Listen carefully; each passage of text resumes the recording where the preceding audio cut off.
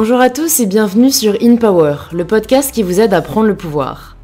J'aimerais tout d'abord commencer par vous souhaiter une très belle année 2019 et que cette année puisse être celle où vous prenez le pouvoir de votre vie et décidez d'accomplir vos rêves, car rappelez-vous qu'ils sont à portée de main.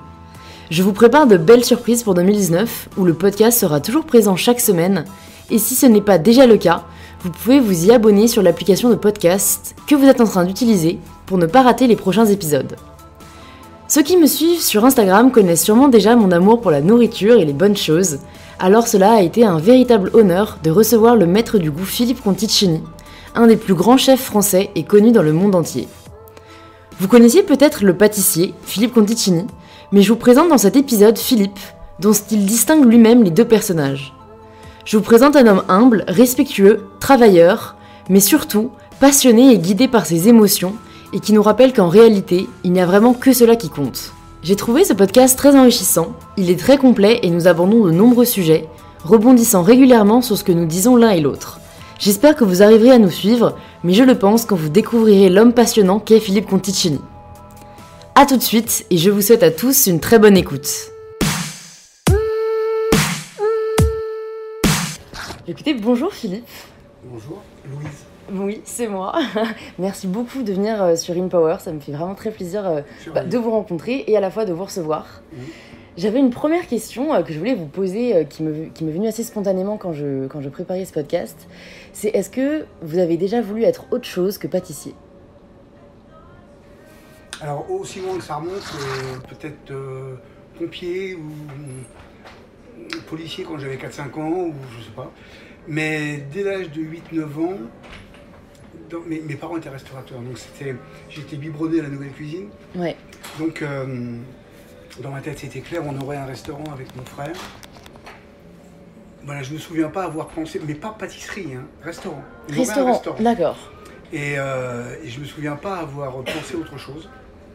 Et voilà, et quand j'ai arrêté l'école, fallait travailler. J'ai dit, je vais faire de la cuisine, comme vous. Et en fait, j'ai commencé par la cuisine, alors qu'en fait, je pensais qu'à la pâtisserie. Je faisais des gâteaux depuis l'âge de 11 ans. Pas tout le temps, mais souvent. Comme on me disait c'est bon, je continuais. Et même si ça n'était pas certainement d'ailleurs. Et parce qu'en fait, je suis un garçon très extraverti, ultra extraverti. Mais avec le poids petit à petit, parce que ça a commencé très tôt, en fait, je me suis enfermé dans une sorte de tour. Et je m'empêchais tout seul d'être ce que je suis. D'accord. Quelqu'un d'extraverti. Et voilà, et donc j'ai commencé par la cuisine. Puis finalement, je pensais qu'elle est qu'au gâteau. Donc au bout d'une dizaine de mois, j'ai décidé d'aller passer un CAP de pâtisserie. D'accord. Donc vous avez suivi votre passion assez rapidement. Oui. Et on vous y a jamais, j'allais dire empêché, vous a jamais douté de ce que vous pouviez faire, ou vous avez jamais douté de ce que vous vouliez faire ? Non. D'accord. Mon père, oui. Lui, il pensait. En fait, il comprenait pas le poids. Il a une enfance compliquée et tout, donc il comprenait. C'est devenu un rôle de cuisine. Il comprenait pas le poids, donc pour lui, j'avais une tare. Donc il me disait, tu finiras sous les plombs, enfin un truc gentil, quoi. Et sauf que je l'ai cru évidemment jusqu'à l'âge de 20 ans. Donc ça a été compliqué après, mais sinon, non, c'est ce que je voulais faire, quoi. Donc, j'ai suivi ce que je voulais faire. Voilà. Est-ce que vous considérez que c'est un milieu difficile, dans le sens où, est-ce que c'est un milieu...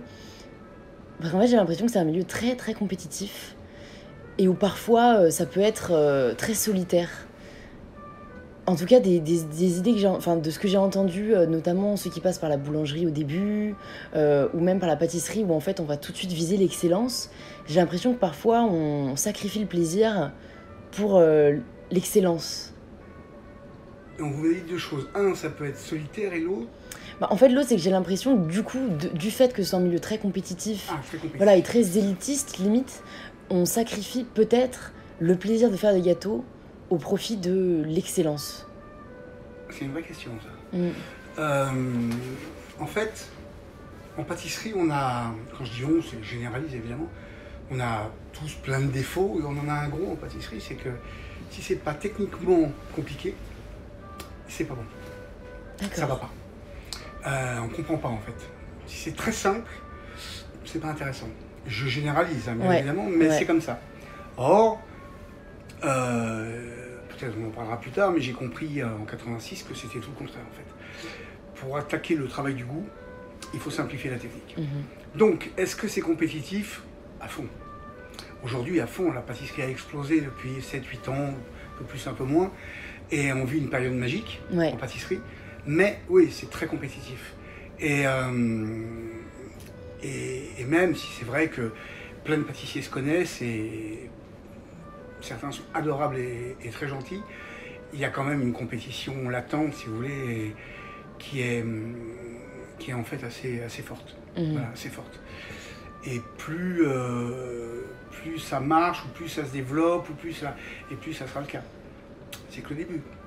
Ça va aller plus loin que ça, pour la compétition. Après, sacrifier le plaisir, je pense que ce qu'on sacrifie, parfois, beaucoup, c'est profondément ce qu'on est en fait. Oui, par rapport à la technique, qui en fait prend beaucoup de place, qui est fondamentale évidemment, mais qui prend tellement de place qu'en fait on pousse la technique à un point extrêmement élevé. Là aussi je généralise, hein. Et en fait pour beaucoup, finissent par oublier qu'en fait ce qu'il faut, c'est mettre ce qu'on est dans ce qu'on fait. Et il n'y a rien de plus important que ça. Parce que si on veut toucher quelqu'un, un peu comme Ratatouille, vous savez, quand le journaliste mange et qu'il se retrouve en enfance, si on veut avoir une chance de toucher quelqu'un, vraiment, toucher son affect, c'est évidemment par ce biais-là qu'il faut passer. C'est-à-dire mettre ce qu'on est dans ce qu'on fait et essayer de faire en sorte que les saveurs, qui sont des mots en fait, on puisse les juxtaposer, ou les superposer, ou les associer les unes aux autres, pour faire des phrases, et donc en profiter pour exprimer qui on est et partager. Voilà. Et ça, hélas, on commence à en être un petit peu là, mais c'est le début. C'est le début.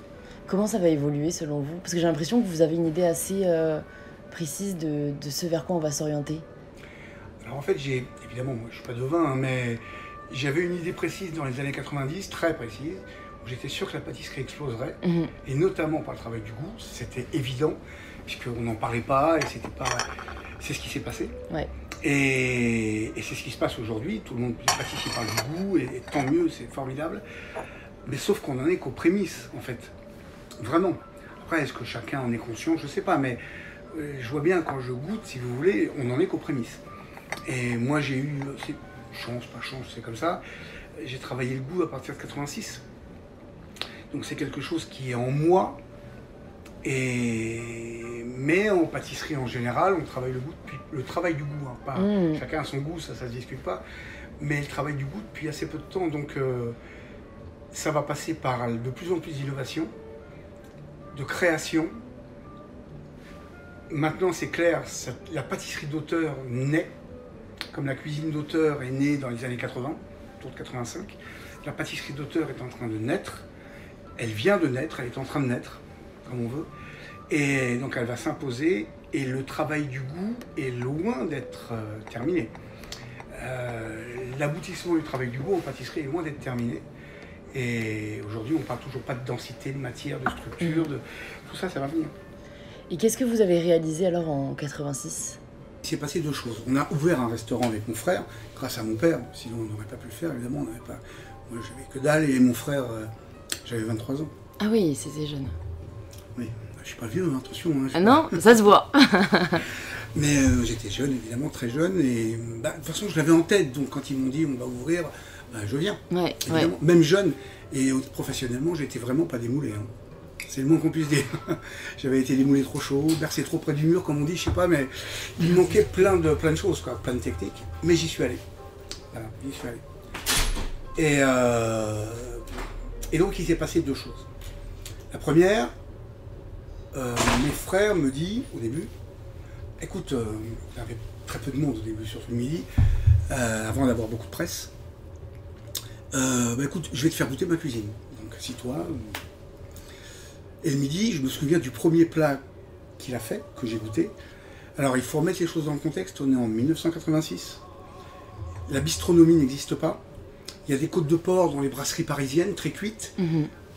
voilà, lui, il achète un cochon de lait, un petit cochon de lait, qui désosse, ça je l'avais pas vu, mais qui désosse, et il fait une côte de cochon de lait épaisse de 10 cm, extrêmement caramélisée autour, c'est-à-dire démarrer à la poêle, rôti au four, et rosé à l'intérieur. C'est-à-dire que personne ne faisait, surtout pas dans un restaurant qui se voulait plutôt gastro, quoi. Ouais. Et mais c'était pas du tout à la mode à Paris, mais pas du tout. Après, par contre, c'est devenu... ouais, voilà. La monnaie française.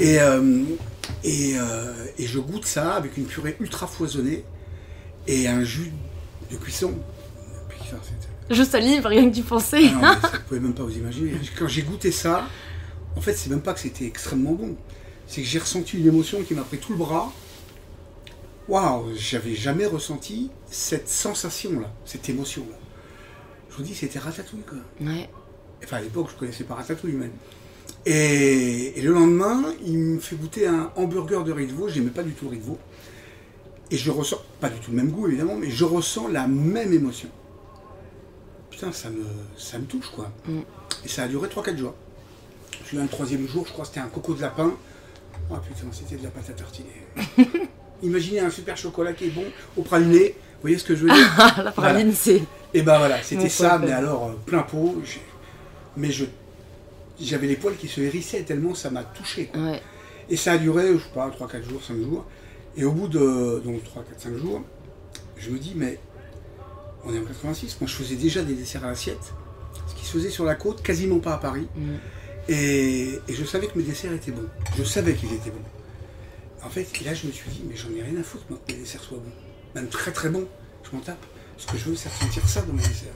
Pourquoi moi je ressens pas ça dans mes desserts et je ressens ça dans la cuisine de mon frère? Il y a un truc que j'ai pas compris.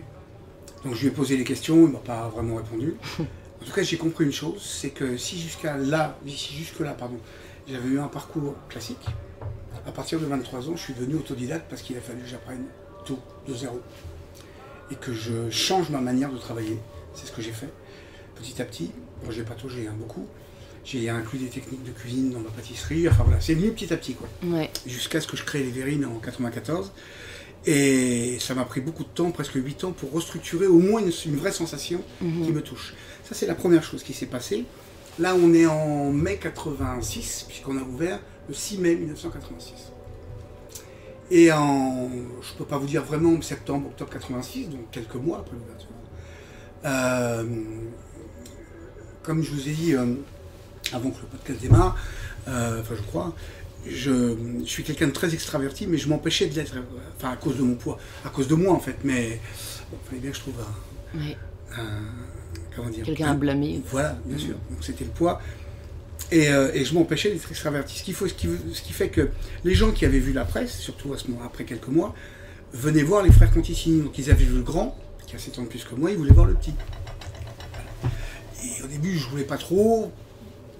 Et puis finalement, j'y suis allé, puisque les gens demandaient. Donc j'y suis allé 1 fois, 2 fois, 5 fois, 10 fois, 20 fois, je ne sais plus, enfin plein de fois. Et là, les gens avaient des réactions très spécifiques. Je me souviens, ils me prenaient le poignet droit comme ça, et pas le gauche, hein, le droit. Ça, c'est incroyable, ça. Parce que j'ai retrouvé la même chose 23 ans plus tard, quand j'ai cofondé la pâtisserie des rêves. Ils me prenaient le poignet droit. Et ils me disaient presque la même chose, avec des mots un peu différents. Et là, donc en 86, ils me disaient Philippe, parce que j'avais 23 ans. À l'époque, c'était pas des jeunes gens qui allaient au restaurant. C'était plutôt des gens de 40 ans, 45 ans. Il faut remettre les choses dans le contexte. Et ils me disaient Philippe, vous m'avez touché l'âme. Ils se levaient. Vous m'avez touché l'âme avec vos gâteaux. Vous m'avez touché.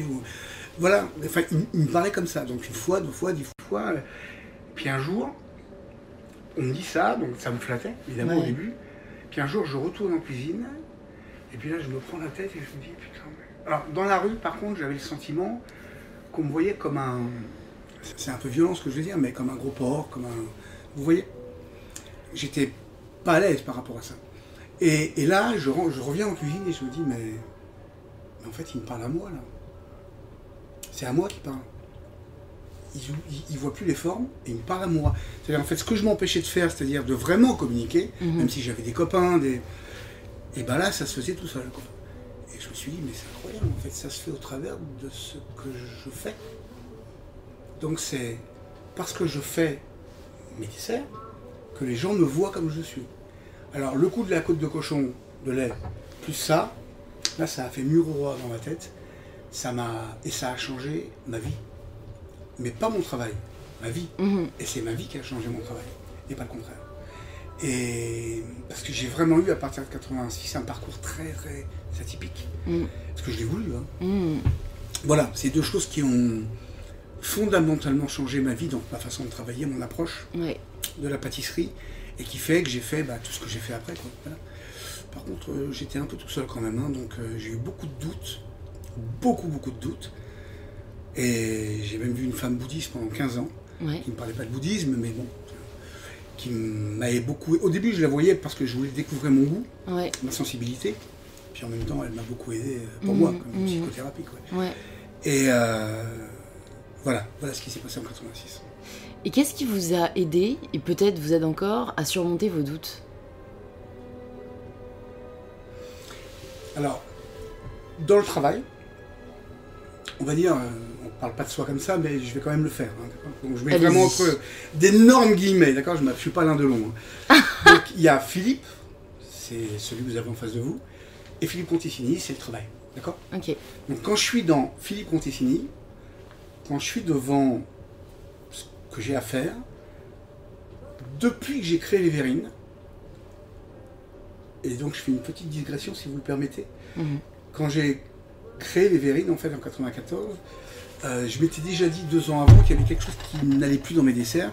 J'avais compris que c'était le contenant, puis après le temps passe, voilà.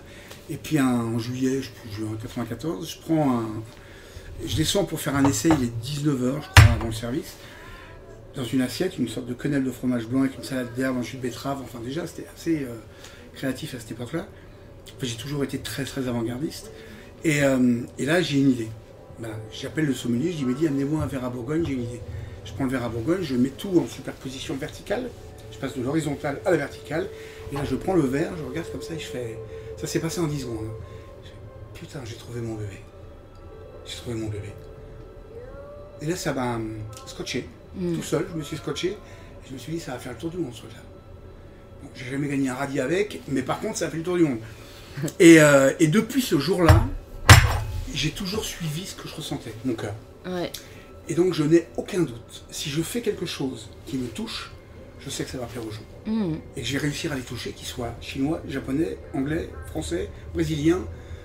Afrique, j'y suis jamais allé pour ça, au Maroc, mais... Donc là, j'ai aucun doute. Aucun. En fait, je suis ce que je ressens. Ça, c'est Philippe Conticini. Donc quand je suis dans mon travail, je viens chez vous, je prends ce qu'il y a dans le frigo, je vais vous éclater les papilles. Je vais vous faire ressentir des émotions puissantes avec des produits même du supermarché. Bon, pas ce sont plus que ce soit de la merde, mais vous voyez. Ouais, je vois ce que vous voulez dire. Ça, c'est... En fait, je me pose pas... Je peins. Voilà. Pour moi, c'est de la peinture. Je peins. Je me dis pas, tiens, faut mettre du sel, c'est déjà fait. Je suis dedans. C'est incroyable, d'ailleurs, je suis vraiment dedans. En fait, je suis plus artiste que pâtissier. Ouais. Y a-t-il une si grande différence que ça ? Moi, pour moi, non. Parce que moi, vraiment, j'ai l'impression, s'il y a un trait commun avec toutes les personnes que je vois sur le podcast, c'est que j'ai envie de leur donner l'adjectif ou la caractéristique d'artiste. Et comme vous dites, j'allais rebondir dessus, c'est un revenir au fait que on peut faire du glorieux, on peut faire du beau, on peut faire de l'incroyable, mais la seule chose qu'on a tous en commun, être humain, c'est les émotions. Et en fait, moi, ce qui me fascine, c'est qu'en fait, les gens qui ont tout compris, c'est ceux qui en reviennent à quelque chose de très, très primal. Mais pourtant, encore aujourd'hui, il y a encore des gens qui pensent à des choses beaucoup plus superficielles, quoi. Je crois que c'est la majorité. Ouais. C'est incroyable. C'est incroyable. Et revenir à ce que vous dites, à des choses plus primales, ça veut dire revenir à soi, ce qu'on est, revenir aux émotions. Et c'est pas comme ça qu'on codifie la vie aujourd'hui. C'est pas comme ça qu'on est codifié. Vous l'avez dit tout à l'heure. Ouais. C'est tout le contraire en fait. Donc, ce qu'on a été spontané quand on était petit, on le quitte vite. Ouais. Faut mettre les mains sur la table, faut manger comme ci, puis après l'école. Enfin voilà, la vie est codifiée, ce qui est bien d'ailleurs, parce qu'il faut apprendre à vivre. C'est sûr, c'est sûr. En société, mais ouais. Après, on nous fait oublier que c'est comme ça, ce qu'on est. Ouais. C'est Picasso qui disait, moi il m'a fallu 50 ans ou 40 ans pour décider comme un enfant. C'est dingue, ouais, non, c'est exactement ça. C'est exactement ça. Ouais, c'est terrible d'ailleurs. Il faut vraiment le vouloir, quoi. Ouais. Retrouver qui on est. En fait, parce que j'ai l'impression que c'est pas valorisé le fait d'être d'être soi. Vous voyez ce que je veux dire ? C'est qu'on va valoriser certains attributs, certaines attitudes, certaines apparences, encore une fois, au détriment de... Alors qu'en fait, je pense qu'on serait une société tellement plus... en cohésion et tellement plus heureuse si chacun était soi-même. Mais on va toujours chercher, limite, à se donner une image. Et je pense qu'en fait, on peut jamais être heureux quand on se donne une image et qu'on n'est pas réellement qui on est. Et moi, ce qui me fait beaucoup de peine, c'est que certaines personnes aient honte, limite, de qui ils sont. Parce qu'ils ne correspondent pas à ce que la société nous montre comme étant... érige comme étant un idéal ou un modèle. Là, vous êtes en plein dedans, je pense. C'est... En fait, là, c'est une société d'image. Et c'est exactement ce que vous dites. C'est-à-dire, tout le monde se met un masque. La plupart, je dis tout le monde, pas tout le monde, évidemment, mais beaucoup. On se met un masque et on ne veut surtout pas montrer qui on est vraiment. Puisque, imaginez qu'on soit gentil, qu'on soit un peu naïf, qu'on soit sensible, mais tout ça est pris pour des faiblesses. Toutes ces qualités sont prises pour des faiblesses. Donc on ne veut surtout pas montrer qu'on a des faiblesses. Donc on veut montrer qu'on est fort, qu'on maîtrise sa vie, parce qu'on a peur en fait. Je dis moi je suis... Vous avez dépassé, ouais. Oui, c'est plus mon cas, mais ça a été le cas. Donc, parce qu'on a peur, tout simplement. On a peur. Ouais. Et tout le monde a peur. Ouais, comme on disait aussi off podcast, c'est de là, à mon avis, où est né le jugement. Et c'est quelque chose que je dis dans pas mal de mes posts, c'est que moi, à partir du moment où j'ai arrêté de juger les autres, j'ai arrêté de me juger. Et en fait, on peut aussi faire l'inverse. En arrêtant de se juger, je pense qu'on arrêtera de juger les autres. Et que c'est un peu un mécanisme de défense. Et quelque chose que je trouve assez horrible, et c'est pourtant quelque chose qui est vraiment très présent dans notre société, c'est qu'on va essayer de juger les autres pour se sentir mieux. Et en fait, je trouve ça terrible qu'on ait besoin de descendre des personnes pour se sentir valorisé. Et pourtant, c'est tellement... j'ai l'impression que c'est monnaie commune. C'est tout le temps comme ça. Ouais. Besoin de dévaloriser l'autre pour se sentir plus...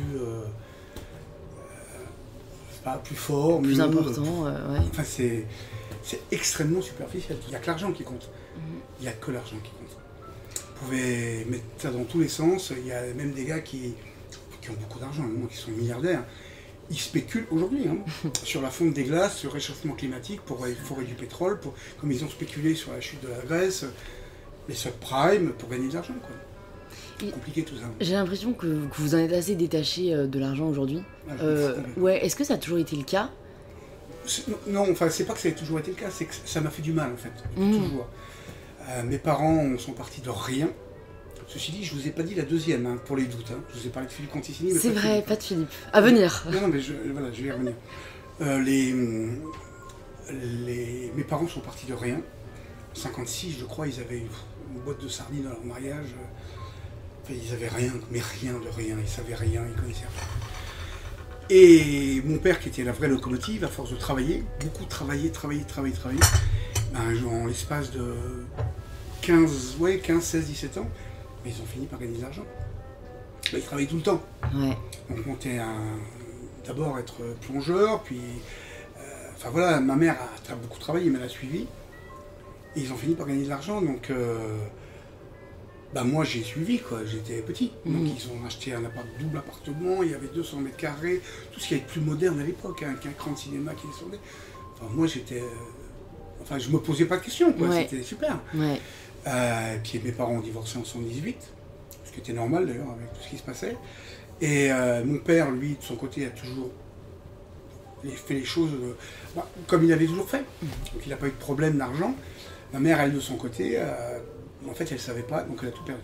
Et moi, je vivais avec ma mère, donc j'ai vu le mal que ça a pu faire à ma mère et le mal que ça m'a fait.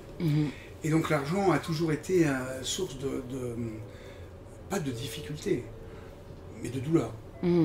Donc aujourd'hui, l'argent, c'est un moyen, il en faut, on n'a pas le choix, mais en fait, je m'en fous. Moi, tout ce que je gagne, je le donne à ma femme, Vous voyez, c'est pour ma femme, ma fille, moi je m'en fous, je profite. Je sais pas si vous voyez ce que je veux dire, mais... Non, mais je vois totalement. En fait, moi, ça c'est un débat que j'ai beaucoup aussi intérieurement, parce que en fait, j'ai l'impression qu'on peut pas dire qu'on s'en fout totalement, vu comme vous dites, c'est source de douleur quand on en a pas du tout. Enfin, je pense que, en fait, je pense que c'est difficile d'être heureux quand on n'a pas d'argent, mais non, c'est difficile d'être heureux quand on n'a pas d'argent dans notre société, parce que les personnes les plus heureuses, elles vivent, dans un des pays d'Afrique, je sais plus si c'est au Ghana ou dans un autre pays, mais vous savez, il y a ces espèces d'index où on calcule le bonheur, même si c'est un peu fallacieux, c'est vrai, et j'ai pas eu la chance d'aller dans ces pays-là, mais j'ai des amis qui y sont allés, et apparemment ça se voit. Ces personnes-là respirent le bonheur, parce que je pense que le bonheur est très lié aussi aux attentes, et ce qu'on a. Et en fait, vu qu'on est dans une société où on voit ce qu'on peut avoir, mais quand on l'a pas, on a cette espèce de sentiment qu'en fait, du coup, on peut pas être heureux. C'est ça qui nous rend malheureux. C'est le fait qu'on n'atteint pas les attentes qu'on a pour nous-mêmes ou que les autres atteignent. Mais donc, à mon avis, dans notre société, c'est difficile d'être heureux quand on n'a pas un sou. Et d'un autre côté, je n'envie pas les personnes qui en ont beaucoup, beaucoup, parce qu'on peut s'y perdre très, très vite. Quand on pense que c'est source de bonheur. Ah bah là, parce que, comme vous dites, c'est un moyen, c'est pas une fin. Ah ben on s'y perd complètement, puis surtout soi-même, quoi. Là on se retrouve pas. Hein. Et j'ai vu, comment elle s'appelle, c'est la blonde là, qui a fait une sextape il y a 15 ans. Là. Clara Morgan? Non, américaine. Kim Kardashian? Non, bah elle aussi j'imagine. La blonde. Ah, ça me dit rien là, une blonde. La fille de. Si vous la connaissez. La fille des Hilton, Paris Hilton. Ah oui, Paris Hilton, les hôtels Hilton, là, c'est ça. Il y a une pub qui passe en ce moment, ou qui est passée à la télé, et en fait elle dit, je sais pas si c'est une pub ou je ne sais rien, elle dit en fait, moi ce que j'aime c'est donner du bonheur aux autres. C'est bien. Et elle dit, en fait, à chaque fois que je vois des gens, bah, je fais un selfie avec eux parce qu'ils aiment tellement être avec moi et me voir et me toucher qu'en fait ça leur donne du bonheur. Quand j'entends ça, complètement défoncé la fille. Complètement défoncée quoi. Vous voyez, elle est dans une bulle, mais elle est complètement à l'ouest, quoi. Ouais. C'est ça, donner du bonheur. Non, mais sans déconner, tiens, elle peut se trouver, j'en ai rien à secouer, quoi, Paris Hilton. Ouais. En fait, de personne, sauf si les gens sont des gens humbles, touchants, voilà, le plus eux-mêmes possible, hommes, femmes, peu importe l'âge, jeune, vieux, grand, petit, mince. Je suis d'accord, ouais. Enfin, voilà, quoi, il y a... Et... c'est chaud, quand même. Ouais. Comme vous dites, on peut s'y perdre facilement. Hein. Ouais. Et vous avez de la chance de vous en être détaché quand même. Parce que je pense que c'est difficile, hein. Parce qu'en plus vous êtes exposé. Chance, je dirais pas de la chance, il fallait le vouloir. Oui, c'est vrai. Oui, parce que quand j'ai commencé à voir cette femme, elle m'a mis le nez dans le caca en 92 ou 13. La première fois, je ne voulais plus y retourner tellement ça avait touché mon ego. Et finalement, j'y suis allé. J'ai eu une chance de maigrir, j'y vais et j'ai bien fait. Ça m'a beaucoup aidé. Après, j'ai rencontré ma femme, tout ça, voilà. Ouais. Mais la chance, on se la provoque. Ouais, ce que je suis très d'accord. Aujourd'hui, c'est vous qui l'avez voulu. Ouais. Je crois. Non, mais vous avez raison. C'est pas bien, mais je crois. Ouais, non, mais c'est un débat que, en fait, c'est marrant. C'est limite la conversation que j'ai eue avec ma soeur jumelle, parce que j'ai une soeur jumelle, où je lui disais, pareil, j'avais dû rencontrer quelqu'un de très inspirant ou être allé à un événement vraiment incroyable, et je lui dis, mais quand même, j'ai de la chance. Hein. Et c'est elle qui m'a dit, en fait, Louise, si tu retraces le début et comment c'est arrivé, c'est vrai que tu l'as provoqué. Et en fait, c'est vrai, c'est à chaque fois, j'ai voulu faire ça, donc ça m'a permis de faire ça. Et après, la chance, ça entre quand même en jeu, dans le sens où on aurait pu ne pas... Oui, mais vous l'avez provoqué. Mais je suis d'accord que ça se provoque. Mais en fait, c'est toujours très dur à dire, je trouve. Je trouve que pareil, on est dans une société où c'est dur d'être fier de soi. Et moi-même, encore une fois, c'est de l'éducation que j'ai reçue, c'est très mal perçu de dire c'est bien ce que je fais. Et moi-même, je vais le dire avec une espèce de... Ma bouche va le dire et mon corps va tressailler. Parce que... moi, en tout cas, j'ai beaucoup de mal à... Ça veut dire que... Je trouve ça narcissique, en fait. Ça veut dire que vous avez du boulot encore. Par rapport à l'ego, par rapport à tout ça. C'est gentil ce que je dis. Hein. C'est pas, bien sûr, pas mal. Oui. Et en fait... Je pense, hein, mais encore une fois, ce que je vous dis, c'est moi qui pense, c'est pas du tout une vérité, hein. Chacun pense comme il ou elle a envie de penser, pas... et il ou elle aura raison. Vous voyez, c'est chacun... Ouais, mais après, le débat, je trouve que le débat nourrit... moi, j'ai déjà changé d'avis, entre guillemets, parce que des personnes m'avaient montré des points que je trouve très vrais. Ça, c'est vrai. Le débat, ça nourrit, ça peut nous permettre d'évoluer. Et après, chacun pense ce qu'il veut. Oui. Et... moi, je le vois comme ça, il n'y a pas besoin d'être fier ou pas de soi. Des fois, on me dit, mais vous devez être fier de votre parcours. Non, je suis content d'avoir fait ce que je me suis planté. Ma vie, ça a été ça. Hein. En haut, en bas, en haut, en bas. Même financièrement. En haut, en bas, en haut, en bas, en haut, en bas. Il y a Salon du Chocolat, vous connaissez? Oui. Sylvie Douce, avec François Montel, qui a monté le Salon du Chocolat. Elle m'appelle il y a 4-5 mois. On parlait du Salon du Chocolat. Elle me dit, mais comment tu fais, Philippe, pour rebondir comme ça tout le temps, quoi? Parce que tu... je lui dis, écoute... j'aime la vie et puis de toute façon j'ai pas de raison de baisser les bras quoi. Tant que je peux, je fais. Mais voilà, je suis pas fier, je suis content.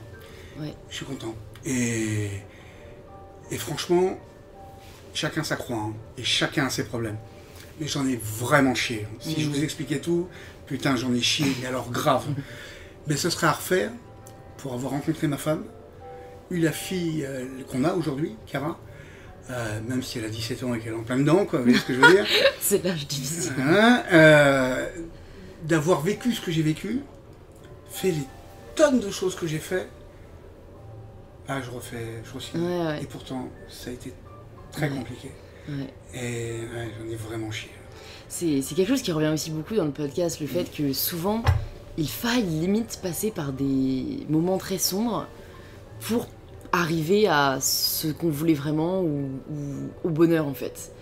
Et je l'ai dit plusieurs fois, moi je trouve ça quand même très triste en fait, de se dire qu'il faille passer par des moments difficiles, parce qu'en fait moi j'ai peur des moments difficiles, alors qu'en soi, comme vous dites, c'est la vie, hein, il faudrait peut-être pas tant les sacraliser. Non, vous en aurez. Ouais, c'est ça. Je pense qu'il faut savoir l'accepter et encore une fois, je pense que ça permet encore une fois, oui, de rendre ce qu'on a déjà beaucoup plus, on est peut-être beaucoup plus reconnaissant, beaucoup plus humble que quand la vie nous a toujours souri, quoi. Et il y a une question que je me posais aussi qui est un peu liée à ce dont on a parlé, c'est le fait que vous êtes quand même dans le milieu voilà, de la haute gastronomie. Je sais pas si la pâtisserie ça entre dans le mot gastronomie. Oui, bien sûr. Et du coup c'est quand même un milieu qui est très vite regardé, qui est très épié, qui est très médiatisé. Oui. Est-ce que ça a été difficile à vivre cette médiatisation et cette exposition? Non. Non, parce que... D'abord, je l'ai jamais voulu. Elle est venue, donc je l'ai pris comme elle était. Et je n'ai jamais calculé quoi que ce soit, fait un plan de carrière, et pour cause. À chaque fois que j'ai fait des choses, par exemple aller ouvrir un café-boutique, pâtisserie pour Petrosian à New York, la seule chose à laquelle j'ai pensé, c'est que j'ai eu peur en fait. J'espère qu'ils vont aimer mes gâteaux. En même pas 2 mois et demi, 3 mois, j'ai fait la une du New York Times, section Dining Out. Hallucinant quoi. Dans 5 mois, je vous jure, tous les Américains à New York me connaissaient mon nom. 8 pages dans 8 rubriques 8 semaines de suite dans le New York Times, toute la une des magazines, l'homme qui a mis son nom dans le sorbet, c'est hallucinant. Et pourtant, j'ai pas eu d'attaché de presse, rien du tout, pas d'attaché de presse. J'avais peur. Quand j'ai cofondé la pâtisserie Rêve, qui ne m'appartenait pas, j'ai eu peur. J'ai fait des classiques, en plus avec des choses incroyables, j'ai remplacé beaucoup de beurre par de l'air dans le Paris-Brest. Et je me suis dit, j'espère que les gens vont aimer quoi. Ça a cartonné. Quand là, on a ouvert la boutique Gâteau d'émotion. Non. Jusqu'à 2 jours avant l'ouverture, la pré-ouverture en juin, là, pas de problème. Pas de doute. Mes produits, je sais qu'ils sont bons. Et 2 jours avant, je me suis retrouvé juste en face du précipice, là, et j'ai flippé, mais comme un fou. Comme un fou pendant 2 jours. Et je suis arrivé le premier matin, il y avait 40 mètres de queue. Voilà, c'est. Mais j'ai vraiment eu peur, quoi. J'ai tout le temps, en fait, eu peur que les gens n'aiment pas, ou ne m'aiment pas. Ouais. C'est surtout ça. Parce que vous mettez qui vous êtes dans vos gâteaux, en fait. Oui, à 100%. Et comme ma famille, c'est comme ça, ma mère, mon père et mon frère, on ne parle même pas, m'ont fait beaucoup de mal. J'allais dire involontairement ou volontairement, mais. Ouais, j'ai besoin, en fait, j'ai besoin de ressentir que les gens m'aiment, mais sincèrement. Mais je pense que c'est très humain. Et je pense que c'est très humain, vous avez raison. Ouais. Qu'on recherche la validation inconsciemment, en fait. Alors qu'en soi, est-ce qu'on en a si besoin que ça? En tout cas, en fait, je trouve que c'est humain et que d'un certain côté, on a besoin, encore une fois, d'être aimé. Mais je pense qu'il faut savoir, en tout cas, s'aimer et se valider soi-même avant de rechercher celle des autres. Parce que sinon, on ne vit qu'à travers la reconnaissance ou qu'à travers l'amour de ses pairs. Et c'est aussi un écueil dans lequel on peut tomber si on se pose pas la question, en fait. De est-ce que j'aime vraiment ce que je fais? Est-ce que je ne le fais pas pour quelqu'un d'autre? On peut faire des pauses, vous inquiétez pas. Hein. Ouais, je pourrais couper. Vous voulez un autre quelque chose? Non, moi ça ira, merci. Moi je veux bien l'autre DK, ça vous dérange pas? Ça vous dérange pas, non, ça vous dérange pas. Il va vous répondre oui. Il adore. Ah non, c'est fini. S'il vous plaît, monsieur. Bien, Et monsieur. puis, Voilà. non, un cappuccino, plutôt. Un cappuccino. Le combat. Double. Non, juste un cappuccino. Normal. S'il vous plaît, monsieur. Très bien, monsieur. Et Vous avez raison. Et en fait, vous avez raison. J'ai mal dit les choses. Faites bien de le dire parce qu'en fait, j'ai mal dit. Ça peut être mal compris ce que j'ai dit parce que oui, j'ai besoin quand même. Mais j'ai appris à m'aimer. ouais. Et à... Ah, génial, c'est pour vous. Oh, bon, on a J'ai une appris- livraison en Attendez, direct. je vais vous l'expliquer. Il va d'abord le... Je vais vous l'expliquer. Donc, non, j'ai appris à m'aimer et à aimer juste la personne que je suis et à m'aimer comme je suis. Alors, après, j'irai sur Philippe et les doutes. Hein, parce Ah que oui, je sais c'est pas, vrai, il faut pas oublier. Hein. ça veut dire liberté, ça veut dire plein de choses, tout ça. Ouais. Et mais voilà, mais ça n'empêche que j'ai quand même besoin. En fait, j'ai pas besoin que les autres, j'ai besoin d'amour. Ouais. Voilà. Et en fait, quand je fais les gâteaux, alors quand je dis j'ai peur, demain je suis en boutique toute la journée, je sais ce qui va se passer. On va avoir la queue, il va y avoir du monde, et les gens vont être autant, ils vont venir pour les gâteaux que pour moi, je le sais. Et ils vont être d'une extrême gentillesse. En fait, les gens m'aiment beaucoup. En fait, les gens m'aiment, en général. Sauf, je jamais faire 100%, mais les gens m'aiment. Mais il y a quelques temps, je me suis dit, mais pourquoi les gens m'aiment comme ça? Puis finalement, je me suis dit, ben, je crois qu'on récolte ce qu'on sème, quoi. Donc, ça doit venir aussi de moi. Ouais.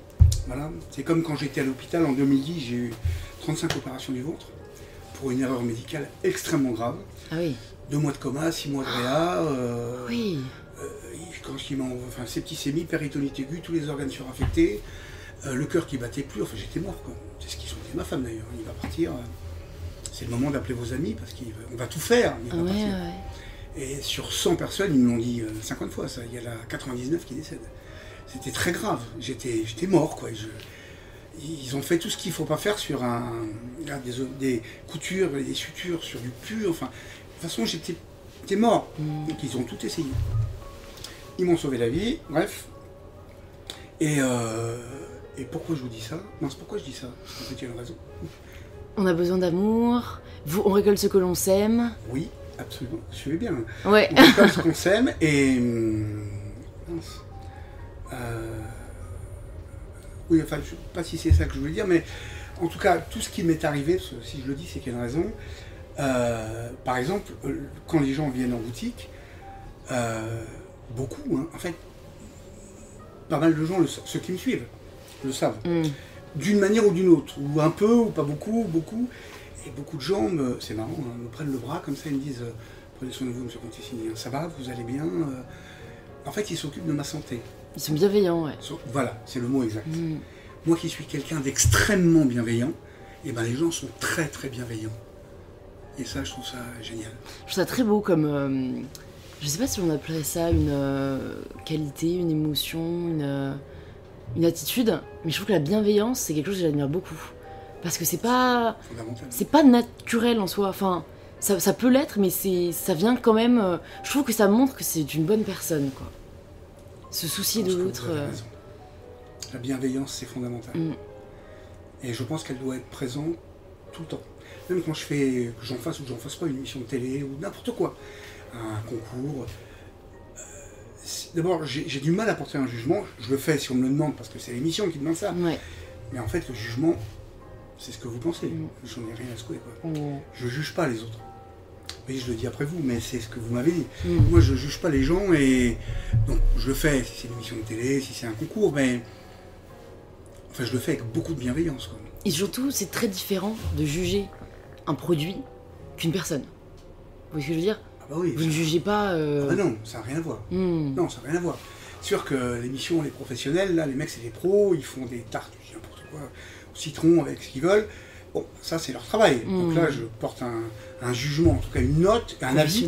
Voilà, sur le travail, pas sur la personne. Mais non, ça je ne me permettrai pas. Mais même si je porte un jugement sur le travail, même là, je vais être bienveillant. Même si c'est des professionnels. Des fois, il faudrait peut-être moins, mais je le suis quand même. Et par contre, dans mon travail au labo, jamais je gueule, jamais j'ai un mot déplacé. Je n'admets pas qu'on ait des mots déplacés vis-à-vis des femmes. Parce que j'ai quand même la moitié de femmes dans mon labo. Jeunes femmes, ça je n'admets pas. C'est insupportable pour moi. En fait, ce qui est insupportable, c'est la lâcheté. C'est la veulerie. Toutes ces choses-là. Par exemple, il y a les toilettes. Moi, j'y vais pas beaucoup, j'y suis pas tout. Regardez, je suis là avec vous, je suis pas au labo là. Mais si je vais aux toilettes, si c'est pas propre, mais partout, chacun va aux toilettes, doit nettoyer les toilettes à fond. Hein. C'est-à-dire, je dis à fond, c'est de mettre du produit. Si c'est pas le cas, je rentre dans le labo, quand je dis je pète les plombs, c'est je leur dis arrêtez vos conneries quoi. Putain, en plus, il y a la moitié de femmes, donc ceux qui salissent les toilettes, c'est pas elles, hein, c'est vous. Hein. Donc c'est insupportable. C'est insupportable. Il faut respecter. Voilà. Et le respect, c'est comme la bienveillance, c'est tellement important. Et je sais pas pourquoi je vous parle des chiottes, mais... mais c'est un très bon exemple. Ça venait du cœur, je crois. Voilà, c'est ça. Je suis bienveillant, excusez-moi. Oui, ça venait du cœur. Ah, ça, c'est important. Et par contre, voilà, c'est ça que je voulais dire. Dans le travail, je suis très directif. Je crie pas, je gueule pas, mais je suis directif. C'est-à-dire que c'est le travail. Pas là-bas pour enfiler des perles, quoi. Même si je suis extrêmement bienveillant et gentil, je suis très directif. Voilà, c'est quand Julien qui est au R&D, il fait du R&D, quelqu'un rentre, non, on frappe avant de rentrer. Et je lui dis à Julien, c'est votre pièce, Julien, faites-vous respecter. Les gens doivent frapper, doivent vous respecter. Celui qui est responsable du frigo, il nettoie les seaux avec la crème, tout ça. Non, tout le monde doit corner ses seaux, s'ils ne sont pas cornés. Tu le prends par la main, tu lui mets la tête dedans et tu lui expliques « respecte-moi ». Moi, je vais me faire engueuler ou je vais me faire... Il faut se faire respecter. Il faut que les gens nous... non, si les gens veulent du respect, il faut quand même qu'ils nous respectent. Il faut qu'on se respecte soi-même. Mais tout ça, c'est... Non, je vous parle des chiottes, de respect, tout ça. Non, mais c'est très intéressant, j'aime bien. Et surtout, ça me fait penser à une vérité qui, pour moi, aussi a beaucoup de mal à être appliquée dans notre société. C'est « fais ce que je dis, mais pas ce que je fais ». Mais comme vous dites, et c'est très vrai que le respect, il y a beaucoup de personnes qui attendent ce respect de la part des autres alors qu'eux-mêmes ne la respectent pas. Et moi dans ma tête c'est une attitude assez... Enfin, je la vois, je la remarque, mais j'ai du mal à comprendre. Parce que je me demande pourquoi on se met à ce point-là aussi peu à la place des autres. Très égoïste. Hein. Ouais.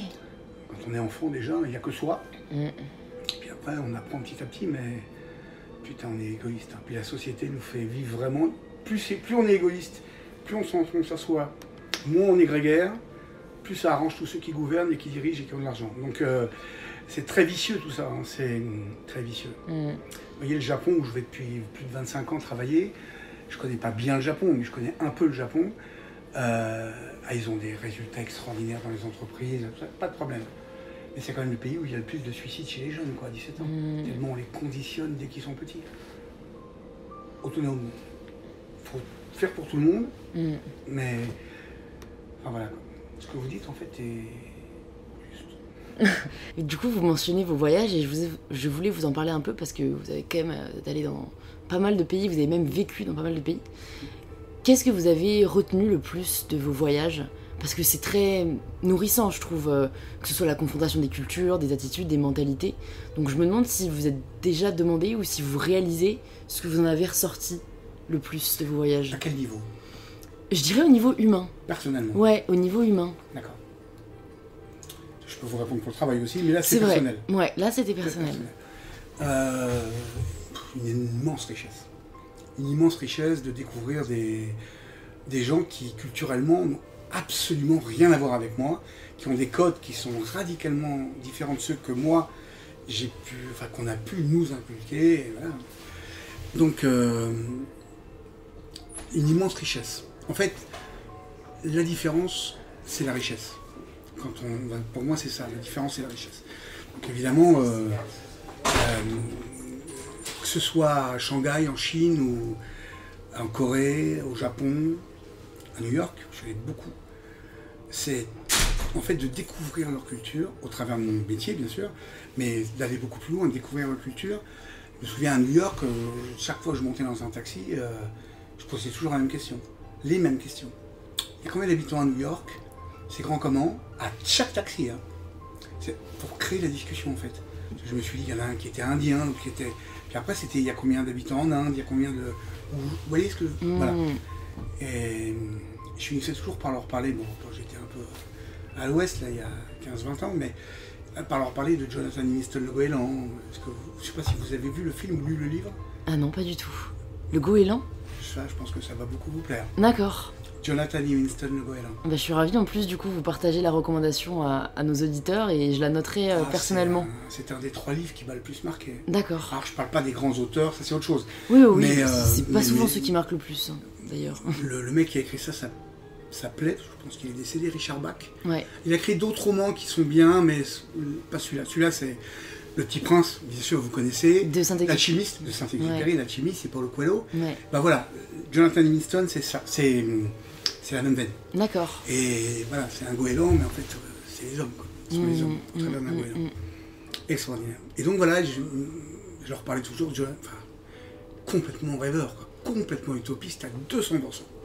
Une grande richesse, je tirais une immense richesse, ce qui m'a fait devenir encore plus utopiste que je ne l'étais, de plus en plus, et je crois que je ne l'ai jamais autant été que maintenant. Et en réfléchissant, je me dis, merde, c'est sûr que je ne vais rien changer, je ne vais pas changer le monde, mais en réfléchissant bien, ce sont les utopistes qui ont fait bouger les choses. Ouais. Gandhi, je suis d'accord. enfin plein d'autres, hein. Mec, utopiste quoi, ils y croyaient, personne n'y croyait sauf eux, et les choses ont bougé. Bon, moi, j'ai pas du tout ces ambitions-là, mais je ne changerai pas.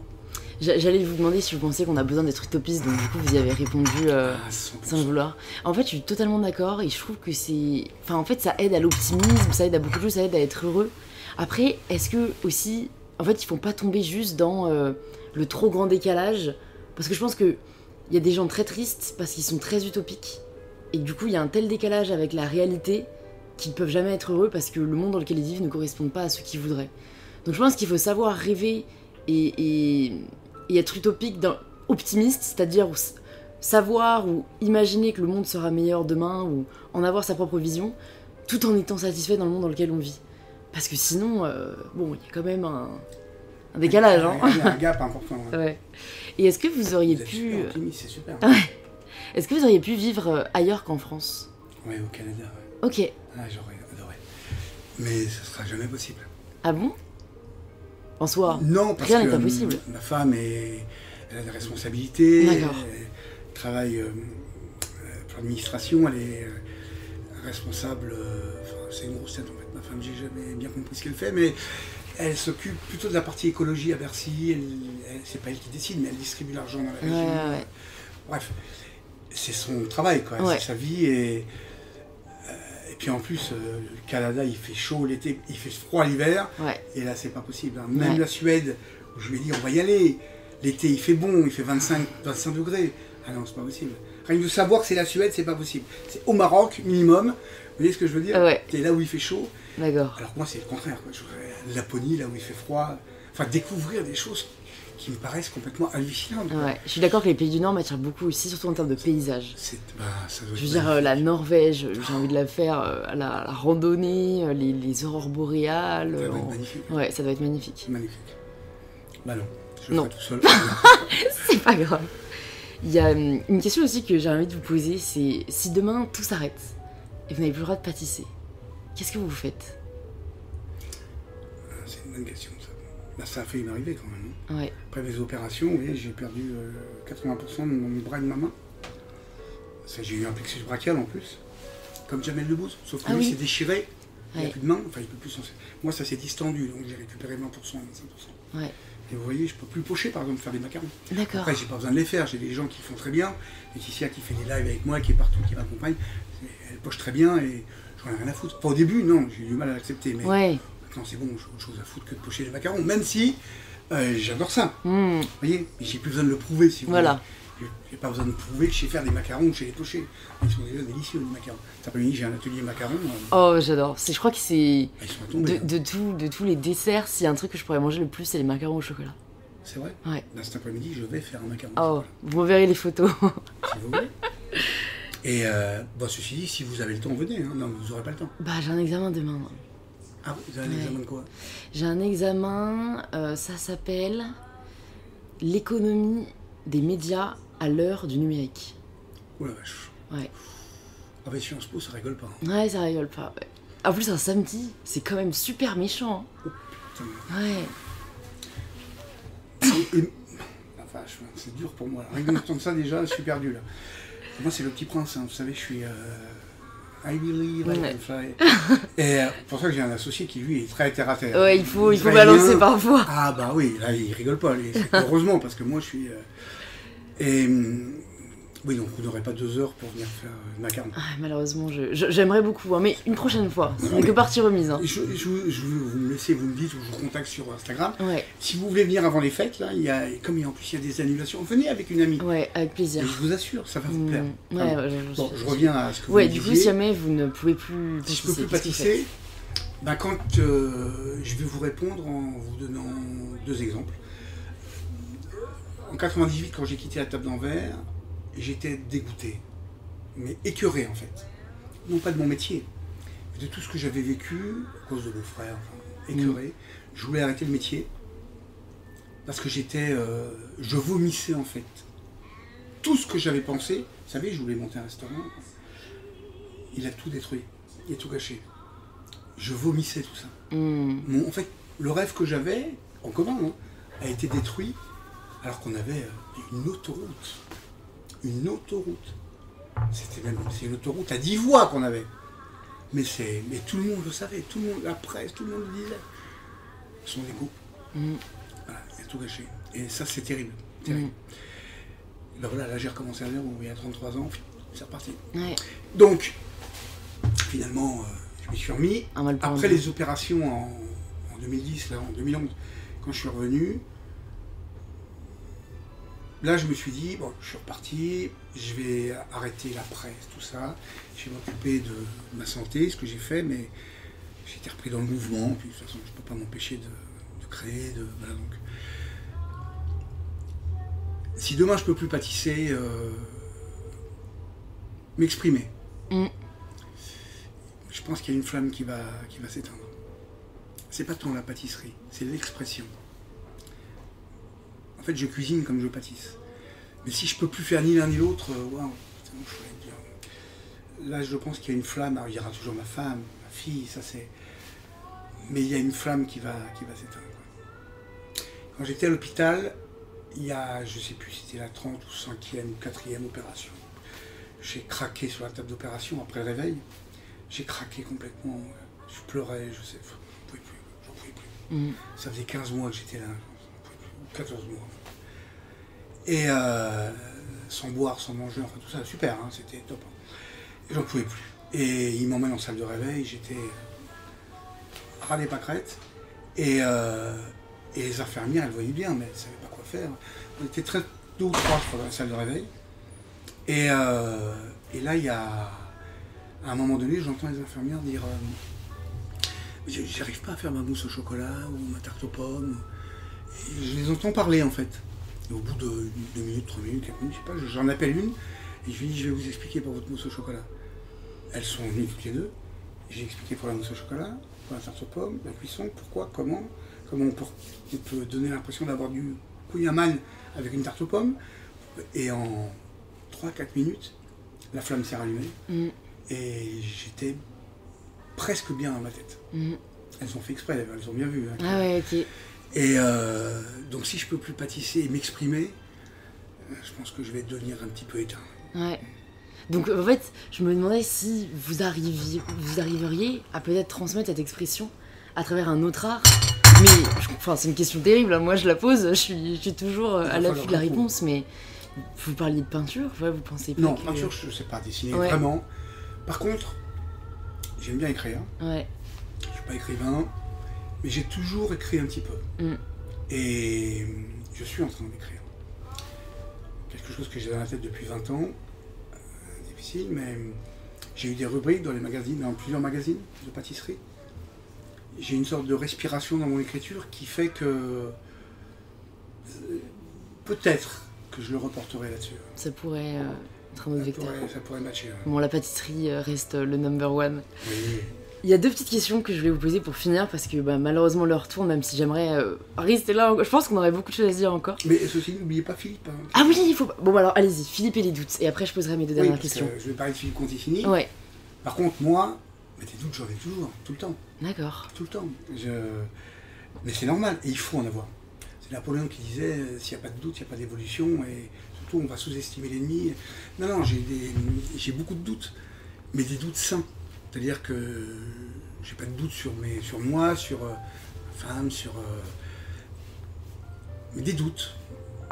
Mais je trouve que c'est sain d'avoir des doutes. J'ai pas peur. J'ai des doutes.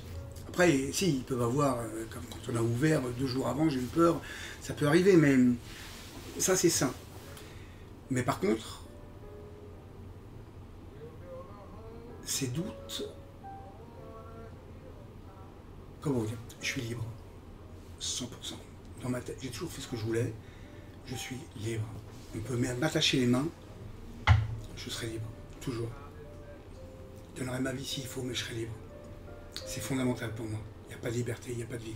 Jonathan Livingston, le goéland. Exigez la liberté comme un droit et soyez ce que vous voulez être. Voilà. Il n'y a qu'une seule, pour l'instant, il n'y a qu'un seul carcan qui m'empêche d'être libre à 100%. C'est mon point. Mon corps n'est pas libre, complètement. Mais moi, par contre, je le suis. Juste que j'arrive à régler 2-3 petites choses. Je ne serai jamais mince comme vous, jamais. Mais il faut que j'arrive à régler 2-3 petites choses. Et donc, les doutes peuvent me permettre de rendre cette chose un peu plus difficile dans ma tête. Mon disque dur a beaucoup bugué. Si vous entendez du bruit, c'est parce que j'ai plus de paroi abdominale. Ils l'ont gratté, enlevé. J'ai une ceinture abdominale. Donc, comme j'ai plus que la peau et... Ça, c'est off, mais Ouais. la peau et les intestins, ça fait du bruit si je bois du café. Ok. Et pour prévenir, parce que des fois, ça fait beaucoup de bruit. Ça va, moi j'ai quasiment pas entendu. Tant mieux. Et voilà. Donc, oui, moi j'ai les doutes. Ouais. Mais Philippe, quand ici, il n'y a pas de doute du tout. J'ai quand même l'impression que vous arrivez à utiliser ces doutes comme un moteur. Et je pense que c'est la seule façon de les rendre sains en fait. Parce que le doute, ça peut miner. Ah oui. Ça peut miner. Ah oui. Il faut savoir, comme vous dites... Il y a une phrase que j'aime beaucoup qu'une une amie que j'ai reçue sur le podcast avait prononcée, c'est la peur... Allez-y. Vous pouvez répondre si vous voulez, c'est Excusez-moi, important. c'est le Hein. laboratoire. Ah non mais Je suis allez-y. désolé. Ah oui, d'accord. Oui, allô? Bonjour madame. Oui. Ah oui, pardon, excusez-moi. Je vous le donne tout de suite, madame, quittez pas. Excusez-moi. Allez-y. Prise de sang. Allez-y. Je vous le donne tout de suite, quittez pas.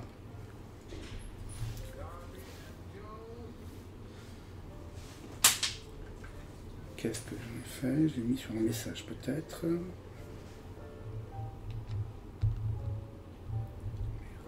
Ah, vous m'entendez madame? Ah, attendez, bougez pas. Voilà. C'est le 1A 11 85 048. Bah dis donc, il est long. Ah bah oui, mais moi je vous dis j'ai un badge pour rentrer, mais le code, voilà, c'est celui-là. Oui. 1A 11. Oui. Allez-y. 85 048. C'est ça. 1A 11 85 048. C'est ça. Entendu. C'est parfait, merci. Merci madame, au revoir.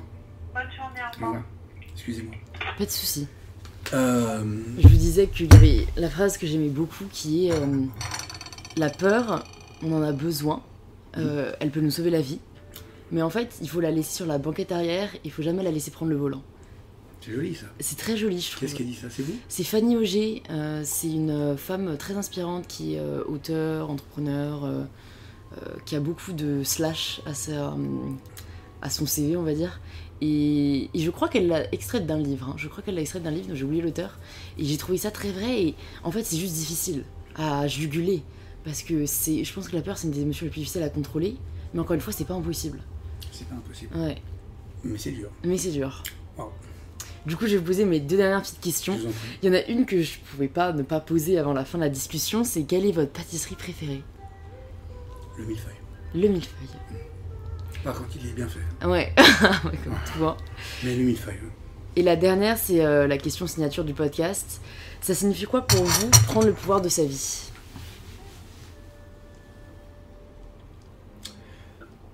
Ça signifie